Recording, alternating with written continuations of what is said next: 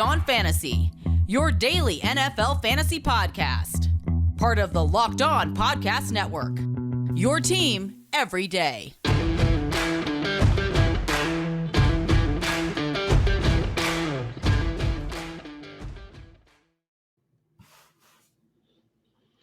Welcome in, everybody, to the Locked On Dynasty Football Podcast. I am Kate Magdziuk. You could follow me on Twitter at FFBallBlast. And as always, I'm joined by Marcus Mosher. You could follow him on Twitter at Marcus_Mosher. Give the show a follow on Twitter at Locked On Dynasty. Hit that subscribe button wherever you listen. And if you haven't yet, checked out the YouTube channel. You got to do that. You got to check out the Locked On Dynasty Football YouTube channel. We are here recording all of our shows here for your viewing pleasure. Be sure to hit that subscribe and the little bell so you never miss a show. Marcus. So we're going to do some Thursday night takeaways, right? Oh, yes, we are. We saw some very interesting football. The Jalen Hurts roller coaster continues. I said last week, I believe this was last week, that my concern for Jalen Hurts comes more from, is the team going to be remain committed for him? Because obviously he had a very, very poor showing last night and still scored over 20 fantasy points. He's like a must start. He's a lock for your lineups at this point. But again, the concern for Jalen Hurts on a long-term basis, he's all but dead, and then has the fourth quarter resurgence. They almost came back. They almost came back. They had a chance. They had a chance if there wasn't that that taunting at the end of the game that set them back. I do think they would have had a shot at this one, but that's not a way to play football games. That's not a way to set yourself up for success in the NFL, to resurge every fourth quarter. You can't live in the fourth quarter. What are your thoughts? Like, just temperature check. We already had this conversation, but temperature check on Jalen Hurts after that game. It's really no different than what we talked about last week, Kate. It's like, he's going to put up fantasy points, and it's not going to be pretty. You're going to have to kind of cover your eyes a little bit as it's going on. But I think he's going to finish as, I don't know, at worst, the top 6 fantasy quarterback this year, probably. But the concern if you're a dynasty player is, how many years of starting opportunity is he going to get? Or is a team eventually going to give up on him? Is somebody going to trade for him? I think he's performed well enough in his limited starts that I think he's going to continue to get chances. So I'm not too worried about it. But I am a little concerned after what we saw last night. Yeah, I think that's definitely something to keep an eye on. Just, again, I mean, he's very young into his career. I think we forget, because of the fact that he was around the team last season. He didn't start until late. But just because he was like present and around, I think we forget that he's actually kind of still a rookie, basically. Yeah. I want to talk about a different player really quickly. Okay. Eagles. Miles Sanders, Kate. This was just kind of sad because they're just not using him against Tampa Bay. 9 carries for 56 yards. Like, he's effective when they use him. 2 for 10 in the passing game. But in his last 8 games, Kate, in all games that he's started, 89 carries, which is 11.1 carries per game, 391 rushing yards, and 1 touchdown. What are we doing with Miles Sanders? That's so gross. Yeah, I don't know what to make of this. For me, as a dynasty manager, going back to my player evaluation of Miles Sanders, like, my issue with him had always been the concern regarding workload. Obviously, we saw a coaching change in Philly, which gave us a clean slate there, and gave us some hope that we might see a Miles Sanders resurgence. If I'm a dynasty manager, I'm buying Miles Sanders wherever I can get him, because on the limited touches he is seeing, he looks fantastic. He does. Yes. The stat line is so deceiving. Obviously the box score isn't, because you're seeing how limited touches, how few touches he's getting. But I mean, Miles Sanders is a screaming buy. Considering the low touch volume, if he gets a second contract, if he gets traded somewhere, this dude is going to have so much value. He's only 24 years old. Again, very limited touches so far in his career, but he's looked good when he's had the opportunity to have those touches. All right, so let's do some straight up rankings, and you tell me where you're going to place Miles Sanders, because it's not been great this year. You really not wanted him in your lineup at all. But according to Dynasty League Football, these are some running backs that are being ranked behind him and drafted behind him. So Darrell Henderson. I will take Miles Sanders. Okay, James Robinson. Oof. I will take Miles Sanders. Okay. Tony Pollard. That one's close. Miles Sanders. Okay.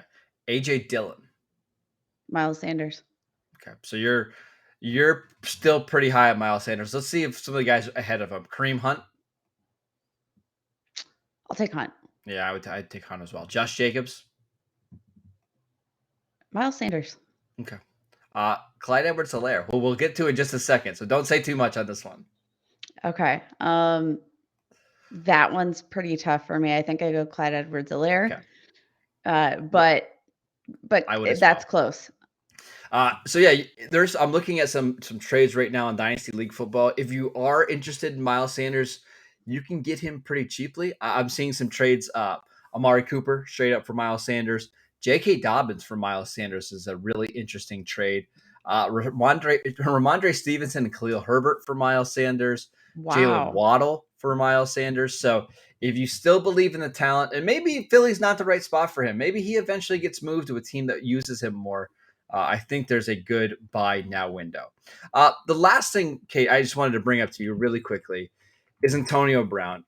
I mean, I don't know what your thoughts were from last night, but I think to me, it's pretty clear. He's the number one receiver on this team with Tom Brady. Like, as much as I love Mike Evans, and I think Mike Evans is probably more talented now, and I think Chris Godwin is more talented, it's just clear that Tom Brady loves him some Antonio Brown. Through 5 games, he is 418 yards, 4 touchdowns. He's averaging about 84 yards a game, just under a touchdown per game. He did miss week 3, by the way. But this is somebody who's on pace for like 1,300 yards and double-digit touchdowns.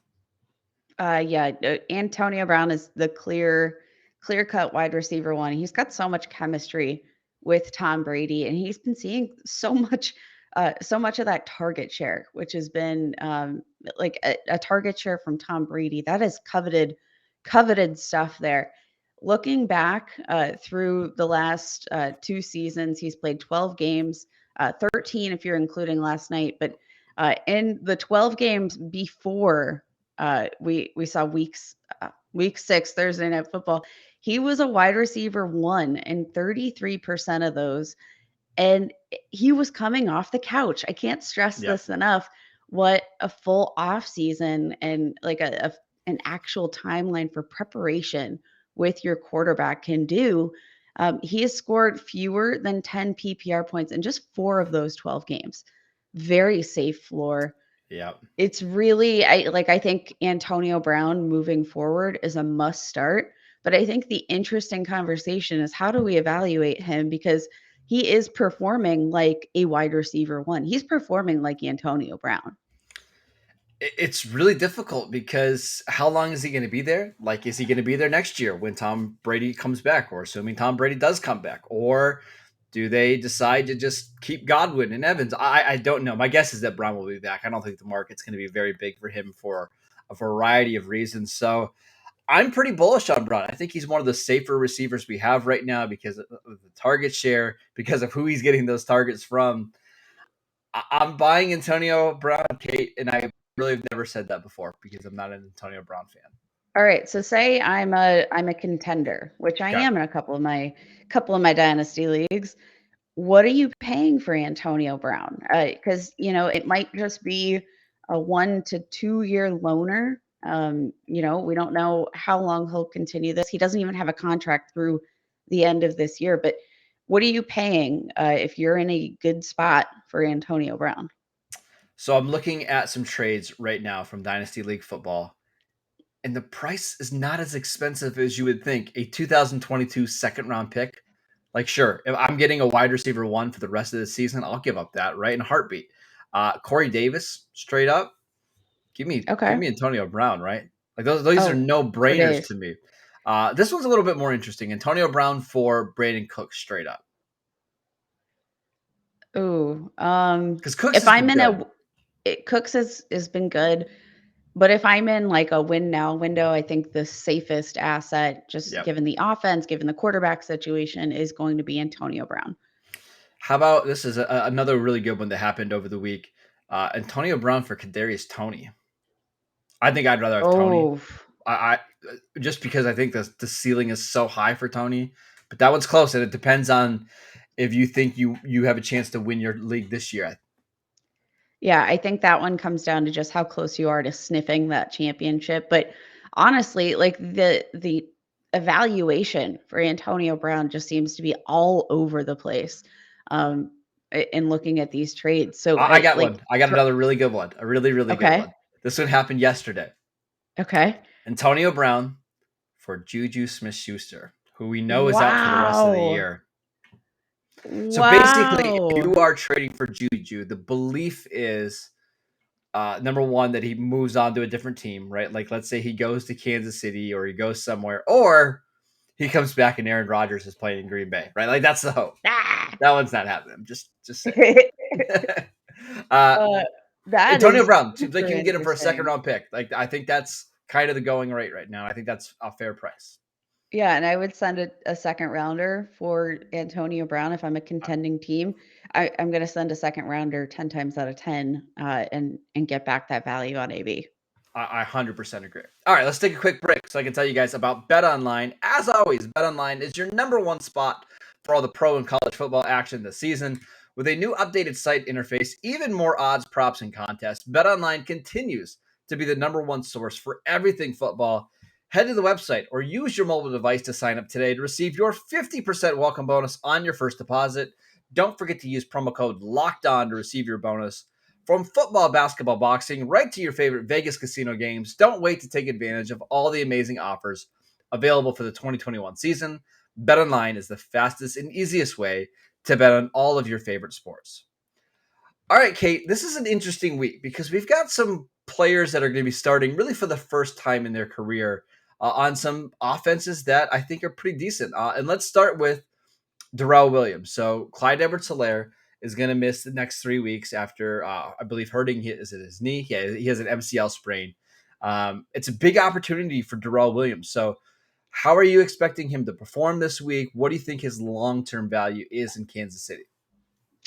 So in all, I actually have Darrell Williams in several dynasty leagues, and I've put him on the trade block in every single one of them.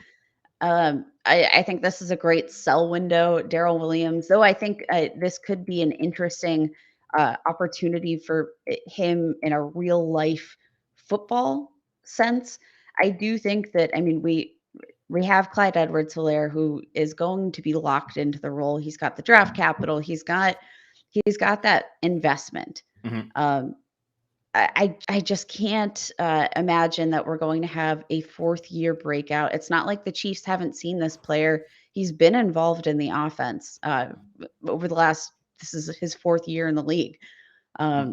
He's not been absent, averaging just 3.8 yards per attempt this season. He does have 2 touchdowns, which is fantastic considering his limited touch count. But my concern here comes from the fact that if we know that Clyde Edwards-Helaire has the skill set that he does, and we haven't seen the usage that we desire, I'm not convinced that Darrell Williams will get that special treatment.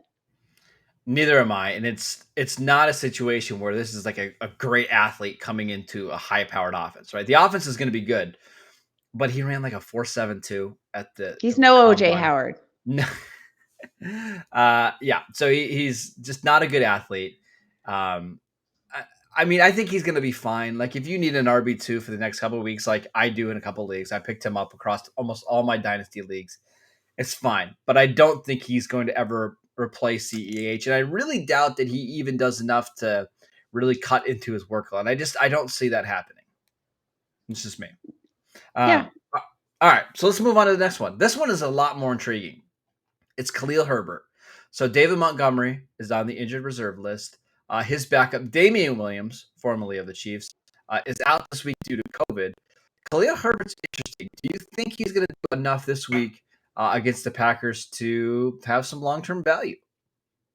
I absolutely do. And it's Yes. going to be hard. It's going to be hard. And I am a little biased because I really, really liked Khalil Herbert coming out of Virginia Tech.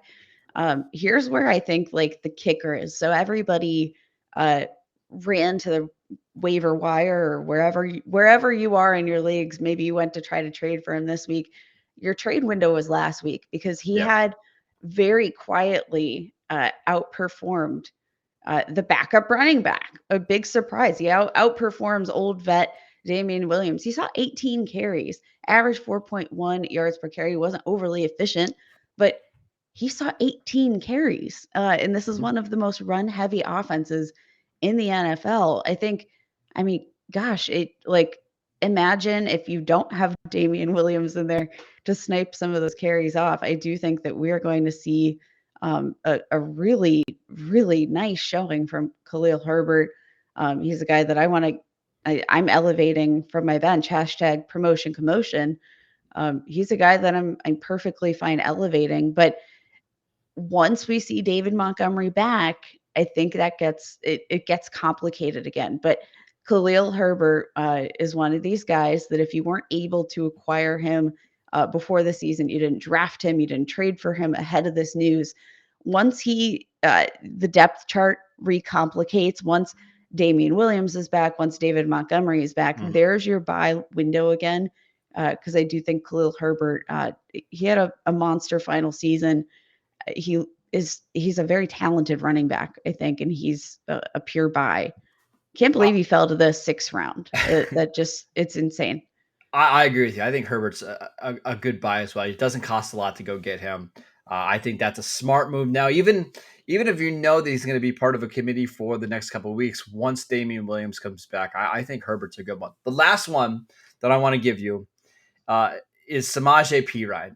Look, I know that you're not the biggest Joe Mixon fan. I think he's incredibly talented, but Mixon seems like to me he's one of these players when he's healthy, super dynamic.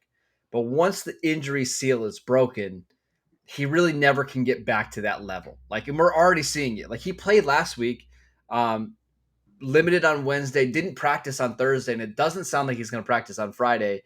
And that means there's a chance that he misses this game against Detroit.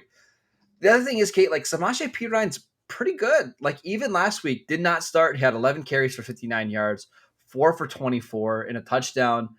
I just think he's a really good player that you can get basically for nothing right now.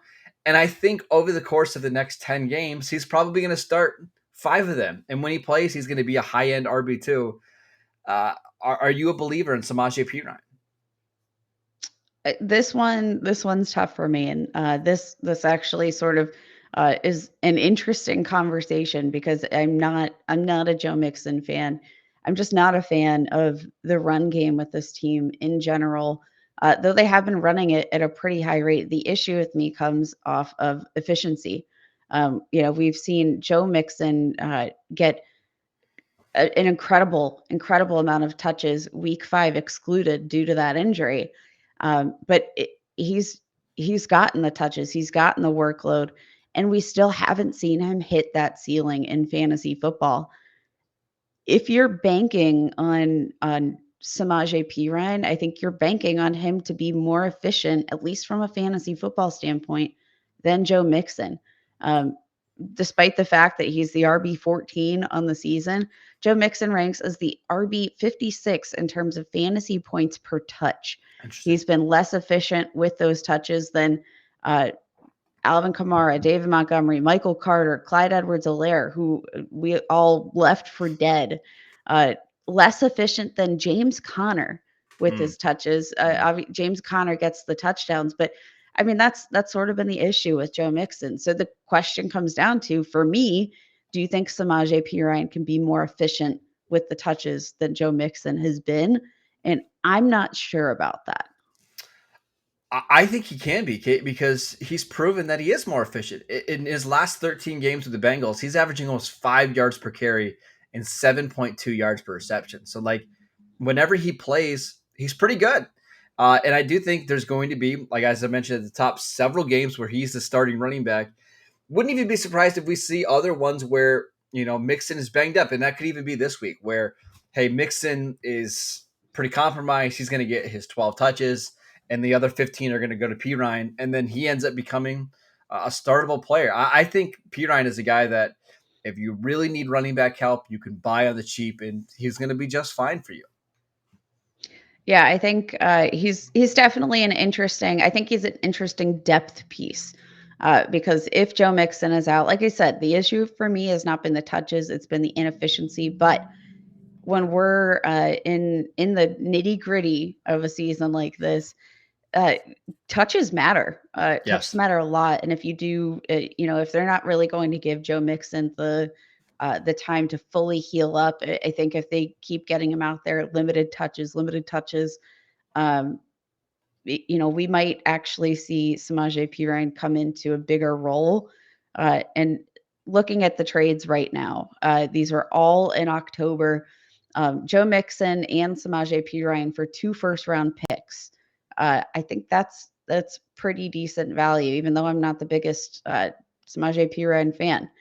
We have Quintez Cephas and a 2022 4th-round pick for Samaje Perine and Nicole Hardman. Sorry, Yeah. a 5th-round pick for Samaje Perine. That's a pretty low price to pay because honestly, a lot of these 5th-round picks that you're going to be taking in the years to come are not going to have the chance to happen upon a workload as significant as Perine could see in the absence of Joe Mixon.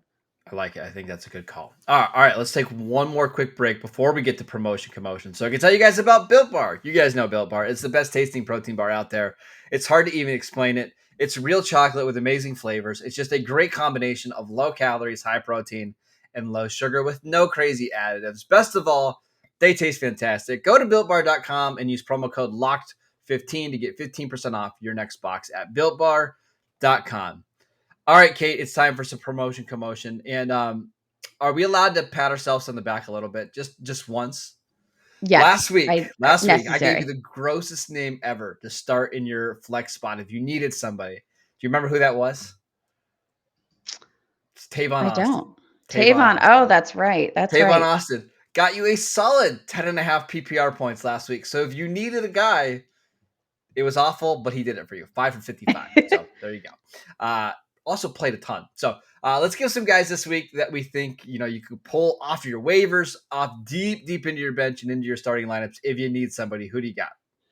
So this is me fishing in shallow waters here for a second, but I want to give a vote of confidence to fantasy managers with Nicole Hardman, who I mean, had a decent outing against the Bills, but I mean, so far on the season, he's been on the field on pace for just 70 catches, 637 receiving yards, and 3 touchdowns. That's not what you want out of Nicole Hardman. But I am going to give the vote of confidence that I do think he's going to have a really nice week against the Washington football team. He's currently being started in just 25% of sleeper leagues. I do think that should be higher this week.